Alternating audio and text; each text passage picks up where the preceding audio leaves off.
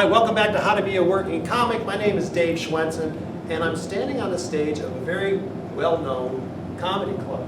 Now, they have the screen down because there's two shows tonight, and they're going to be showing film clips and photos of the upcoming comedians. But if you know anything about me, you know where I am right now. We just finished doing one of our comedy workshop sessions, and the comedians came up today to work on their original comedy material. We also talked a lot about performing on stage, about the spotlights, where the signals are in the back, how to get up on the stage. But one of the stories I told is something I think I want to share with you. Now, some of you may not think this is that important, but maybe give you some insight into the comedy business. When I worked at the Los Angeles Improv, we would do a lot of showcases for television, films, things like that. And one night we had a showcase for The Tonight Show, which of course was a big deal for all the comics to be on that. And probably about 10 comics going up doing about 3 minutes each. And I was sitting in the back of the room at a table with Bud Friedman, my boss. If you don't know who Bud Friedman is, you're not really part of the comedy industry yet, so make sure you update yourself on that. And on the other side of the table sat the comedy talent booker for The Tonight Show, Jim McCauley. Comics of my generation will recognize that name right away. Anyway, like I said, the showcase was going on. The first 3-4 comics were doing really well.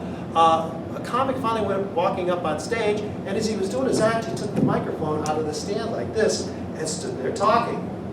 Now, while this happened, Bud leaned over the table to Jim, and he says, "Amateur." And Jim looked at Bud and goes, "Yeah, amateur."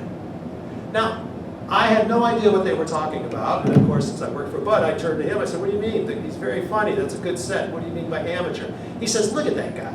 Look at him. He took the microphone out of the stand, and that stand is in front of him, just doing nothing. It's just get it out of the way. Get the microphone stand out of the way." Well, I never thought of that before. Like I said, I've worked with a lot of comics who leave the microphone stand there, and they keep pacing around. But these were two very important people, industry executives, talking about how they judge comics, amateurs.